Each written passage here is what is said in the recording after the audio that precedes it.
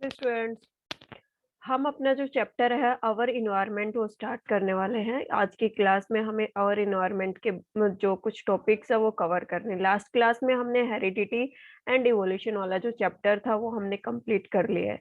Our environment वाला जो chapter है अपना, ये सबसे इजी चैप्टर है। बिल्कुल बेसिक बेसिक पॉइंट्स इसमें इंक्लूड किए गए हैं और मेनली इस चैप्टर के बारे में आप फोर्थ फिफ्थ क्लास से स्टडी करते आ रहे हो, उन्हीं के बारे में बस थोड़ा सा डीप पढ़ना है हमें यहाँ पे।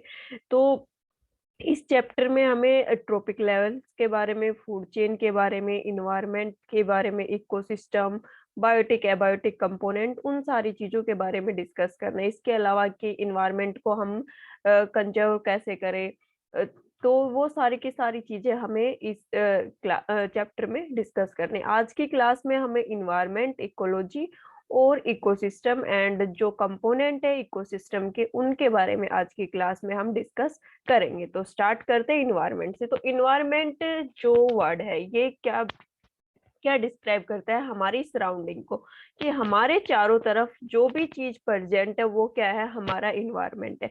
जितनी भी लिविंग नॉन लिविंग जो भी थिंग्स हमारे चारों तरफ प्रेजेंट है वो किस में इंक्लूड करेंगे? हम इन्वायरमेंट में इंक्लूड करेंगे। और जो इन्वायरमेंट है उसमें अलग अलग कंपोनेंट्स हैं, उनके बारे में स्टडी किया जाता है। इसके अलावा उन कंपोनेंट्स को कैसे प्रोटेक्शन प्रोवाइड की जाए, जैसे अलग बायोटिक कंपोनेंट है उनको हम कैसे प्रिजर्व करके रखें, एबायोटिक कंपोनेंट है उनको कैसे प्रिजर्व करके रखें, क्योंकि उनमें से कुछ रिसोर्सेज रिन्यूएबल है, कुछ नॉन रिन्यूएबल है, तो हम उनको कैसे प्रिजर्व करें। तो वो सारा का सारा हमें इन्वायरमेंट वाले पोर्शन में स्टडी करना है। स्टार्ट करते हैं कि इन्वायरमेंट है क्या। तो इन्वायरमेंट है जो हमारी सराउंडिंग में कोई भी लिविंग या नॉन लिविंग थिंग प्रेजेंट है, उसको हम क्या बोलेंगे? इन्वायरमेंट बोलेंगे। Environment means surrounding anything which surround the influence the organism directly or indirectly is included in the environment। यहाँ पे सब कुछ जो भी हमारे चारों तरफ प्रेजेंट है, जिस पे ऑर्गेनिज्म है, उन ऑर्गेनिज्म पे उसका इन्फ्लुएंस है, चाहे वो डायरेक्टली है चाहे इनडायरेक्टली है, वो सारे की सारी चीजें किसमें इंक्लूड होगी? इन्वायरमेंट में। The environment is the sum total of all living and non-living factor। environment किसका सम है? living and non-living। इसमें जितने भी living organism है वो भी इंक्लूड होंगे, और non living factor mainly physical factor जैसे कि सोयल हो गई, एयर, वाटर, ये सारी चीजें भी किसमें इंक्लूड होती है? इन्वायरमेंट में इंक्लूड है। The study of environment includes the study of its various component. Environment के अलग अलग कंपोनेंट उनको इंक्लूड करती है environment study, and their protection, उनको प्रोटेक्ट कैसे करें, प्रिजर्वेशन, उनको प्रिजर्व कैसे करें, एंड द मैनेजमेंट, उनको मैनेज करके हम कैसे रखें। तो ये सारा का सारा हमें क्या करना है? इन्वायरमेंट के बारे में पढ़ना है। इन्वायरमेंट है क्या? जो हमारी सराउंडिंग में जो भी living and non living components present है, फैक्टर्स प्रेजेंट है, वो ही क्या है? हमारा इन्वायरमेंट है, हमारी सराउंडिंग है। फिर है इकोसिस्टम। तो इन्वायरमेंट में तो हमने सारी की सारी चीजें हैं उनका पढ़ लिया है, कि चाहे उनका इफेक्ट हमारे ऊपर पड़ रहा है, हम उसके ऊपर डिपेंड है या नहीं है। जो भी चीज हमारे सराउंडिंग में प्रेजेंट है वो क्या हो गई? इन्वायरमेंट। लेकिन यहाँ पे एक वर्ड और आता है, इकोसिस्टम। इकोसिस्टम में क्या है कि जिन चीजों से हमारा रिलेशन है, कोई इंटर रिलेशन शो कर रहा है, हमारे एबायोटिक कंपोनेंट है, एबायोटिक कंपोनेंट मतलब लिविंग और नॉन लिविंग कंपोनेंट, उनके साथ जो इकोसिस्टम बन रहा है उसकी स्टडी को हम क्या बोलेंगे? Ecosystem. The inter relation between the biotic and abiotic component is known as the ecosystem. Environment overall जितनी भी थिंग्स प्रेजेंट है उसको बोला जाएगा इन्वायरमेंट, और इकोसिस्टम किसको बोला जाएगा? जिनके साथ हमारा इंटर रिलेशन है, जो बायोटिक और एबायोटिक कंपोनेंट्स का रिलेशन है उसको शो करे, उसको हम क्या बोलेंगे? Ecosystem. Ecosystem and its compound components. Greek word oikos मतलब home plus logos, to study. जो इकोलॉजी है, इकोलॉजी ये ओकिस वर्ड से बनी हुई है। ओकिस मतलब होम, और लोगस का मतलब स्टडी। तो इकोलॉजी, इकोलॉजी में हम किसकी स्टडी करेंगे? द जो हमारा इकोसिस्टम है उसकी स्टडी करेंगे। इकोलॉजी मीन्स जो हैबिटेट है, लिविंग एंड नॉन लिविंग, जितनी भी लिविंग थिंग्स है वो जहाँ पे रह रही है और अपना रिलेशन किसी चीज के साथ, एबायोटिक कंपोनेंट के साथ, नॉन लिविंग थिंग के साथ वो अपना रिलेशन शो कर रही है और उस चीज को हम स्टडी कर रहे हैं, तो वो क्या है? इकोलॉजी। इकोलॉजी है वो बायो की ही एक ब्रांच है जिसमें हम स्टडी करते हैं किसकी? इकोसिस्टम की, इन्वायरमेंट की। ठीक है। Ecology means study of habitat और living place of organism. Ecology में स्टडी करें एक ऑर्गेनिज्म जहाँ पे रह रहा है, हैबिटेट मतलब जिस जगह पे वो रह रहा है, उसका पर्टिकुलर जो जगह है, प्लेस है जहाँ पे एक ऑर्गेनिज्म अपने सारे मतलब अपने काम भी वहीं पे कर रहा है, अपने रह भी वहीं पे रहा है, तो वो उसका क्या हो जाएगा? हैबिटेट। और study of organism at home, organisms हैं, उनके रहने की जगह, उनके काम करने की जगह और अपना जो भी फंक्शनिंग प्रॉपर उनकी चल रही है, उस सारी की सारी चीज़ों की हम स्टडी करते हैं, उसको हम बोलते हैं ecology. The study of interrelation of organism between biotic and abiotic component of their environment, उस एनवायरनमेंट में जो एबायोटिक और बायोटिक कंपोनेंट्स है, जो living and non living components है, उनका इंटर रिलेशन जो ऑर्गेनिज्म शो कर रहे हैं और उनकी स्टडी करते हैं, उसको बोलते हैं ecology. Ecology is the study of inter between the biotic and abiotic component of their environment. एक इन्वायरमेंट है, वहां पे दोनों टाइप के कंपोनेंट प्रेजेंट है, living as well as non living, और वो एक दूसरे पे डिपेंड करते हैं डायरेक्टली और इनडायरेक्टली, और उन्हीं की हम जो स्टडी करते हैं उसी को हम क्या बोलते हैं? इकोलॉजी बोलते हैं। The ecology term was coined by the Ernest Haeckel in 1868। जो अर्नेस्ट हैकेल है, इन्होंने क्या किया था? इकोलॉजी की टर्म है वो कॉइन, मतलब इकोलॉजी की टर्म है वो दी थी। ठीक है, तो ये यहाँ से जो क्वेश्चन बन सकता है एनटीएससी में कि who coin the term of ecology, तो ये चीज यहाँ से याद रखने की है कि इकोलॉजी की टर्म किसने दी थी। और एक ये पूछा जा सकता है कि स्टडी ऑफ इकोसिस्टम, उसको क्या बोलेंगे? तो उसको बोलेंगे हम इकोलॉजी। ये हो गया इकोलॉजी के बारे में। फिर बात करते हैं इकोसिस्टम। तो इकोसिस्टम क्या है? इकोसिस्टम जो इंटर रिलेशन शो कर रहा है किसके बीच में? बायोटिक और एबायोटिक कंपोनेंट। इन्वायरमेंट था, ओवरऑल जो भी चीज वहां पे प्रेजेंट है वो था इन्वायरमेंट। इकोसिस्टम क्या है? जिसके साथ हमारा कोई रिलेशन है, मतलब जिस चीज पे हम डिपेंड है, हमें जिसकी जरूरत है, तो हमें जिसकी जरूरत है हम उसी पे डिपेंड करेंगे, उसी के साथ इंटर रिलेट करेंगे। तो इकोसिस्टम में इंटर रिलेशनशिप है, उसको हम स्टडी करते हैं, इन्वायरमेंट में सारी चीजें पढ़ते हैं। तो इकोसिस्टम है वो बायोस्फेयर की स्ट्रक्चरल एंड फंक्शनल यूनिट है। बायोस्फेयर तो आपको पता होगा, 9th क्लास में जो चैप्टर है नेचुरल रिसोर्सेज वाला, वहां पे आपने ये चीज डिस्कस की होगी। अलग अलग जो स्पेस, बायोस्फेयर जितना भी हमारा तीनों के तीनों एटमॉस्फेयर, हाइड्रोस्फेयर, लिथोस्फेयर, जो सारे के सारे स्फेयर्स को इंक्लूड, मतलब जहाँ जो लिविंग ऑर्गेनिज्म वाला स्फेयर है उसको इंक्लूड करता है, उसको हम क्या बोलते हैं? बायोस्फेयर। और इकोसिस्टम है वो क्या है? Structural and functional unit of the biosphere. Ecosystem है वो स्ट्रक्चरल एंड फंक्शनल यूनिट है किसका? बायोस्फेयर का। और इकोसिस्टम की डेफिनेशन देंगे तो क्या बोलेंगे? The inter relationship between the biotic and biotic component is known as the ecosystem. Ecology की स्टडी इकोलॉजी की डेफिनेशन बोलेंगे तो the study of the ecosystem और इन्वायरमेंट। इकोलॉजी की टर्म किसने दी, क्वाइन की थी, किसने दी थी? अर्नेस्ट हैकेल ने दी थी। तो इकोसिस्टम है वो स्ट्रक्चरल एंड फंक्शनल यूनिट है बायोस्फीयर का। यहाँ से भी एनटीएससी में क्वेश्चन पूछ लिया जाता है कई बार कि which which is which is the structural and functional unit of biosphere. So ecosystem is the structural and functional unit of the biosphere. It has a property of self preparation. इसकी self preparation मतलब खुद को रिकॉर करने की property होती है किसमें? Ecosystem में। It is the open system and depend on sunlight. Ecosystem में वो एक ओपन सिस्टम है जो सनलाइट के ऊपर डिपेंड करता है। ये आपने फोटोसिंथेसिस जब पढ़ाया था, लिविंग और क्या चैप्टर था? लाइफ लिविंग ऑर्गेनिजम्स वाला, जहाँ पे फोटोसिंथेसिस न्यूट्रिशन वाला जो चैप्टर है, लाइफ प्रोसेस वाला चैप्टर है, उसमें न्यूट्रिशन इन प्लांट्स वहाँ पे आपको पढ़ाया था कि जो सनलाइट है उसको यूनिवर्सल एनर्जी बोला जाता है, क्योंकि हर एक ऑर्गेनिज्म डायरेक्टली और इनडायरेक्टली किसके ऊपर डिपेंड करता है? डायरेक्टली और इनडायरेक्टली वो किस पे डिपेंड करेगा? सनलाइट पे डिपेंड करता है, क्योंकि हम ऑटोट्रोप्स, जितने भी हेटेरोट्रोप्स है वो ऑटोट्रोप्स पे डिपेंड करते हैं, किस लिए? फूड के लिए। तो और प्लांट्स फूड कैसे बनाते हैं? सनलाइट का यूज करके। तो जो इकोसिस्टम है वो भी किसके ऊपर डिपेंड है?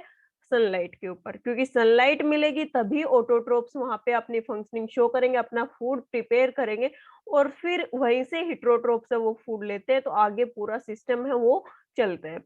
It may be small and also very large, ये इकोसिस्टम स्मॉल भी हो सकता है और बहुत बड़ा भी हो सकता है। ये अलग अलग टेरेस्ट्रियल इकोसिस्टम, एक्वेटिक इकोसिस्टम, ये आगे हम पढ़ेंगे।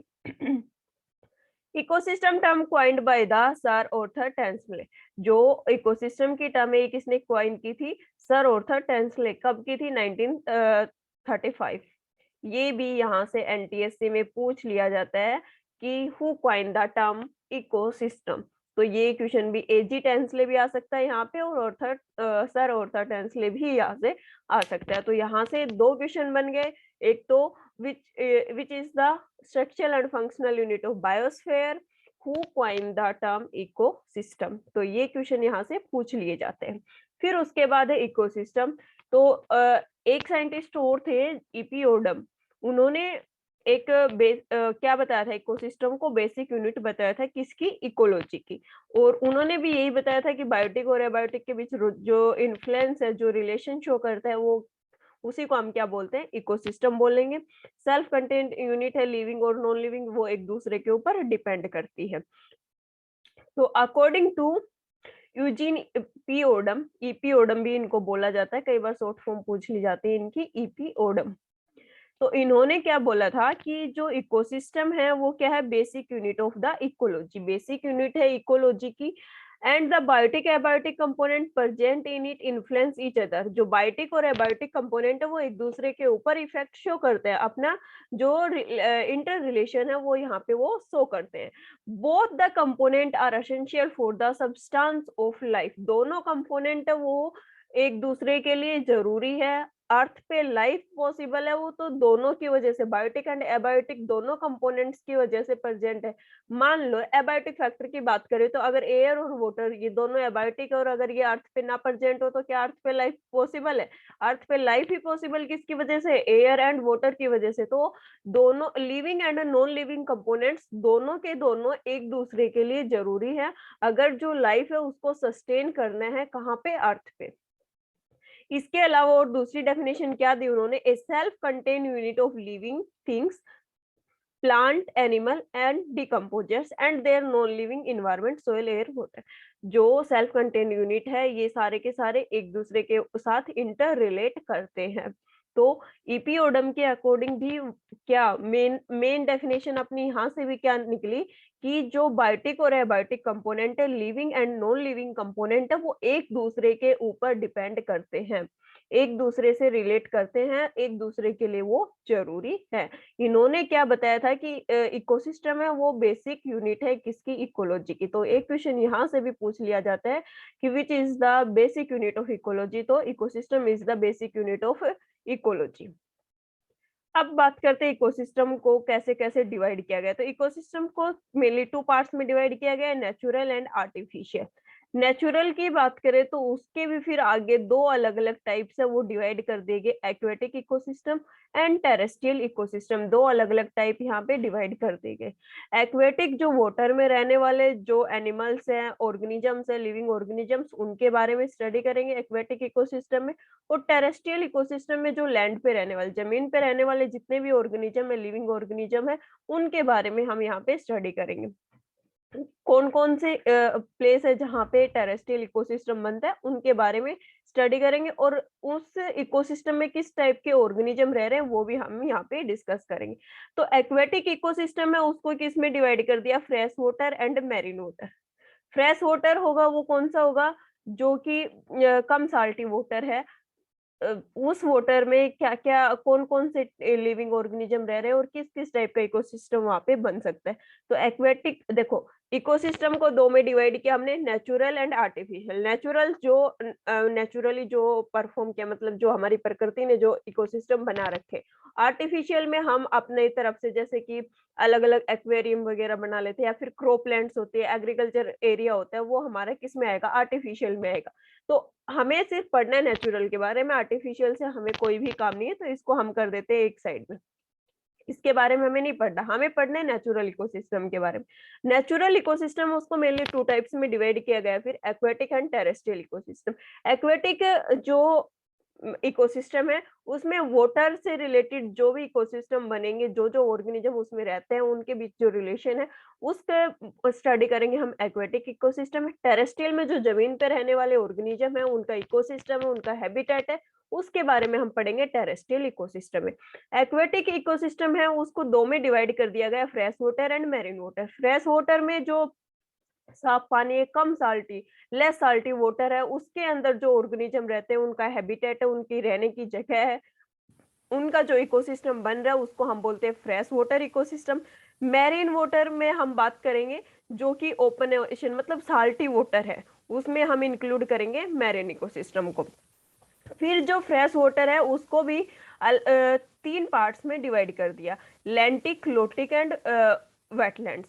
Lentic eco fresh water ecosystem वो होगा जो एक जगह पानी खड़ा है, एक जगह पानी भरा हुआ है, और उसमें किसी ऑर्गेनिज्म का इकोसिस्टम है, उसमें किसी ऑर्गेनिज्म की रहने की जगह है, वहीं पे अपनी वो फंक्शनिंग है उसको परफॉर्म कर रहा है, वो होता है लैंटिक। मतलब एक जगह, जैसे कि पोंड लेक, ये इसमें पानी बह तो नहीं रहा, एक जगह पे पानी भरा हुआ है, वहीं पे उसके अंदर जो भी एक्वेटिक एनिमल रह रहे हैं वो अपनी पूरी फंक्शनिंग करे। तो लैंटिक इकोसिस्टम में एक ही जगह पे जो स्टैंडिंग वाटर है, उसके अंदर जो इकोसिस्टम बना हुआ, उसको हम बोलेंगे लैंटिक फ्रेश वाटर इकोसिस्टम। फिर उसके बाद बात करते हैं लोटिक की। लोटिक की मतलब जो बहता हुआ पानी है, बहता हुआ पानी है, उसमें जो इकोसिस्टम बन रहा है, जैसे कि रिवर हो गई, रिवर में फिशेज रहते हैं, अलग अलग लार्ज फिश भी है, स्मॉल फिश है, इसके अलावा और बहुत सारे एक्वेटिक एनिमल्स रहते हैं, एक्वेटिक प्लांट्स रहते हैं। तो वो किस में इंक्लूड होंगे, जो बहते हुए पानी में भी अपने इकोसिस्टम बना रहे हैं, अपना हैबिटेट वहां पे बना रहे हैं, अपनी फंक्शनिंग वहां पे परफॉर्म कर रहे हैं, तो उसको हम बोलेंगे lotic fresh water aquatic ecosystem. Lentic standing water, lotic running water. यहाँ पे एग्जांपल हो जाएगा रिवर, स्ट्रीम।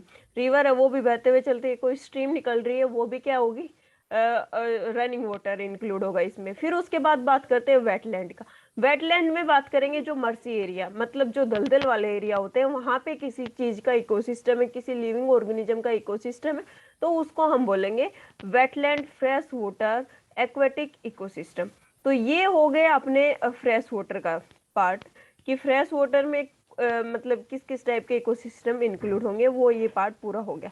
फिर बात करते हैं मैरीन का। मैरीन में एक तो अपवेलिंग रीजन्स आ जाएंगे, ओपन सी है वो आ जाएगा, और कोस्टल एरिया, ये तीनों के तीनों जहाँ पे साल्टी वाटर प्रेजेंट, वहां पे जो ऑर्गेनिजम्स रह रहे हैं, अपनी फंक्शनिंग परफॉर्म कर रहे हैं, उसको हम क्या बोलेंगे, upwelling marine marine aquatic ecosystem. फिर बात करते हैं हम टेरेस्ट्रियल की। जो अपना एक्वेटिक इकोसिस्टम था वो हो गया कि भाई कौन कौन से पार्ट इसमें इंक्लूड होते हैं। टेरेस्ट्रियल की बात करें तो टेरेस्ट्रियल में मेनली ग्रासलैंड वाला एरिया, डेजर्ट एरिया और फॉरेस्ट एरिया, ये तीन इकोसिस्टम हम स्टडी करते हैं कि ग्रासलैंड में किस टाइप के ऑर्गेनिज्म रहेंगे, उनकी फंक्शनिंग कैसी रहेगी, उनकी फूड चेन कैसे बनती, कैसे कैसे उनमें फंक्शन, उनकी परफॉर्मेंस होती है, किस टाइप का स्मॉल इकोसिस्टम बन रहा है, लार्ज इकोसिस्टम, अलग अलग ग्रासलैंड है, वो अभी आपको डिटेल नहीं पढ़नी कि कौन कौन से ग्रासलैंड है, उनकी डिटेल नहीं पढ़नी, हमें सिर्फ ये पढ़ना है कि वहां पे किस टाइप का फूड चेन की फॉर्मेशन होगी, किस टाइप के ऑर्गेनिजम्स वहां पे बनेंगे। डेजर्ट की बात करें तो डेजर्ट में किस टाइप के प्लांट्स रह रहे हैं, किस टाइप के ऑर्गेनिज्म रह रहे हैं, और वो किस टाइप की फंक्शनिंग परफॉर्म कर रहे हैं, अपना एक पर्टिकुलर जो इकोसिस्टम है वो बना रहे हैं। फॉरेस्ट एरिया, वहां पे किस टाइप का ऑर्गेनिज्म रह रहे हैं, किस टाइप का इकोसिस्टम वहां पे फॉर्म होगा। तो ये सारे के सारे हो गए टाइप्स ऑफ इकोसिस्टम। आपको याद रख रहा है नेचुरल, नेचुरल कितने में डिवाइड किया गया, दो में डिवाइड किया गया, एक्वेटिक एंड टेरेस्ट्रियल। एक्वेटिक की बात करें तो fresh water and marine, fresh water की बात करें तो lentic, lotic and wetlands, marine की बात करें तो upwelling, open sea, coastal area. अगर बात करें टेरेस्ट्रियल की, टेरेस्ट्रियल में grassland, desert and forest area, ये सारे के सारे इकोसिस्टम है, उनकी फॉर्मेशन यहाँ पे होती है। फिर बात करते हैं कंपोनेंट ऑफ इकोसिस्टम कि कौन कौन से कंपोनेंट इकोसिस्टम के, हम बार बार बात कर रहे थे biotic abiotic biotic abiotic component, तो कौन कौन से कंपोनेंट है और उनका क्या रोल है। जो इन्वायरमेंट वाला अपना चैप्टर है इसमें इनके बारे में क्यों बताया गया है, क्या रोल है इनका, हमारा जो इन्वायरमेंट है, हमारा जो बायोस्फीयर है इसके अंदर, तो वो हमें यहाँ पे पढ़ना है। तो सबसे पहले जो इकोसिस्टम है उसको मेनली टू कंपोनेंट्स में डिवाइड किया गया है, abiotic and biotic component. Abiotic component वो कंपोनेंट होंगे जो कि नॉन लिविंग फॉर्म में प्रेजेंट है, लेकिन हमारे लिए जो लिविंग ऑर्गेनिज्म है उनके लिए वो कंपोनेंट जरूरी है। बायोटिक कंपोनेंट की बात करें तो जो लिविंग ऑर्गेनिज्म है वो हर एक लिविंग ऑर्गेनिज्म के लिए as well as abiotic components के लिए जरूरी है। तो पहले एबायोटिक कंपोनेंट की बात करते हैं कि एबायोटिक कंपोनेंट में क्या क्या चीजें इंक्लूड की गई है जो कि हमारे जितने भी बायोटिक कंपोनेंट है उनके लिए जरूरी होगी। तो पहले उनके बारे में हम देखते हैं। तो एबायोटिक कंपोनेंट उसको मेनली टू फैक्टर्स में डिवाइड किया गया है, climatic factor and edaphic factor. Climatic factor मतलब क्लाइमेट की वजह से कौन कौन से फैक्टर्स की फॉर्मेशन हो रही है जो कि एक लिविंग ऑर्गेनिज्म की लाइफ है उसको प्रॉपरली कंटिन्यूअसली चलने में हेल्प कर रहे हैं। और एडेफिक फैक्टर मतलब सोयल से रिलेटेड, एडेफिक वर्ड है ये सोयल के लिए यूज किया जाता है, तो सोयल से रिलेटेड कौन कौन सी चीज है जो कि लिविंग ऑर्गेनिजम्स के लिए जरूरी है। तो क्लाइमेटिक फैक्टर की बात करें तो रेन, रेन है वो हमारे लिए एसेंशियल है, ग्राउंड वाटर के लिए या फिर क्रॉपलैंड्स है उनके लिए जो रेन है वो जरूरी होती है। लाइट की बात करें तो सनलाइट, वो तो हम बोल ही चुके हैं कि भाई यूनिवर्सल एनर्जी है तो इसकी तो जरूरत पड़ेगी पड़ेगी। तो सनलाइट है वो भी क्या है हमारे लिए एसेंशियल है। विंड हवा हमारे लिए एसेंशियल है। टेम्परेचर, मान लो अगर यहाँ पे टेम्परेचर हमारा माइनस में चले जाए तो क्या हम सरवाइव कर पाएंगे। टेरेस्ट्रियल जो ऑर्गेनिज्म, आपने इंडिया की बात करें तो इंडिया में ये तो होता है, मतलब कई जगह पे जहाँ पे बर्फीले इलाके वहां तो होता है, लेकिन उसके अकॉर्डिंग एक जो मान लो कि डेजर्ट एरिया में एक ऑर्गेनिज्म रह रहा है और उसको हम स्नो वाले एरिया में ले जाके वहां पे उसको रहने के लिए बोल दे कि भाई यहीं पे अपनी पूरी फंक्शनिंग कर रहे हैं, वहीं पे उसका हैबिटेट बना दे, तो क्या वो सरवाइव कर पाएगा। तो टेम्परेचर है वो भी एक मेन रोल प्ले कर रहा है किसके अंदर, एक ऑर्गेनिज्म को अपने अकॉर्डिंग अडेप्ट करने के लिए। अब जो बर्फीले इलाकों में रहने वाले ऑर्गेनिज्म है वो डेजर्ट एरिया में नहीं सरवाइव कर सकते, और डेजर्ट वाले हैं वो कहाँ पे सरवाइव नहीं कर सकते, जो स्नो एरिया है वहां पे सरवाइव नहीं कर सकते। तो टेम्परेचर है वो भी एक मेन रोल प्ले करता है। फिर उसके बाद है एडाफिक फैक्टर। तो सोयल, हमें क्रॉप लगानी है तो क्या चाहिए, हमें सोयल चाहिए, और क्रॉप पे ही हम डिपेंड करते हैं किसके लिए, फूड के लिए। सोयल होगी तो प्लांट होंगे और प्लांट होंगे तो फूड मिलेगा हमें। पीएच फैक्टर, जो पीएच फैक्टर अच्छा होगा तो ही हमारे प्लांट्स सोयल के अंदर ग्रो कर पाएंगे। मिनरल्स, हमें सारे के सारे मिनरल्स मिल रहे, कहाँ से मिल रहे, सोयल से मिल रहे, रॉक से मिल रहे। टोपोग्राफी, टोपोग्राफी मतलब सोयल के अंदर जितने भी कंपोनेंट्स प्रेजेंट है ये सारे के सारे ये किस में इंक्लूड होंगे, टोपोग्राफी के अंदर इंक्लूड होंगे। तो अडेफिक फैक्टर है वो भी क्या कर रहा है, जो लिविंग और नॉन लिविंग ऑर्गेनिज्म है उनके बीच में एक इंटर रिलेशनशिप बना रहा है। उनके लिविंग ऑर्गेनिजम्स के लिए को सरवाइव करने के लिए क्या चाहिए हमें, जो सोयल, पीएच, मिनरल्स, जितने भी अडेफिक फैक्टर है उनकी हमें रिक्वायरमेंट पड़ती है। फिर बात करते हैं हम लिविंग ऑर्गेनिज्म की, बायोटिक कंपोनेंट्स की। बायोटिक में जितने भी लिविंग ऑर्गेनिज्म है उनको हम इंक्लूड करेंगे बायोटिक फैक्टर के अंदर। सारे के सारे जो लिविंग ऑर्गेनिज्म होते हैं हमारे उनको इंक्लूड किया जाएगा। कौन कौन से लिविंग ऑर्गेनिज्म हमारे इंक्लूड हो जाएंगे यहाँ पे, प्रोड्यूसर, कंज्यूमर एंड डीकम्पोजर, ये सारे के सारे लिविंग ऑर्गेनिज्म है ये इंक्लूड हो जाते हैं। प्रोड्यूसर वो होंगे जो अपना फूड खुद प्रिपेयर करते हैं, कंज्यूमर जो दूसरों के ऊपर डिपेंड करेंगे, और डीकम्पोजर जो